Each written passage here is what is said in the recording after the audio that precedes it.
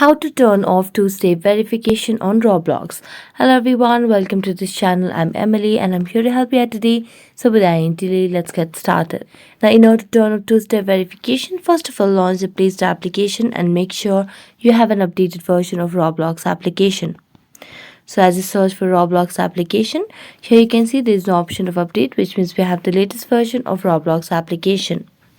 So just tap on play and it will land us to the user interface of Roblox application. So make sure you're logged into your account. Now as you're logged into your account, tap on the more section at the bottom right corner of the screen and then tap on settings. Now as you tap on settings, tap on security, and as you tap on security, you'll be able to see the option of two-factor authentication. So here you can see the option of authenticator app. You just need to toggle off this option.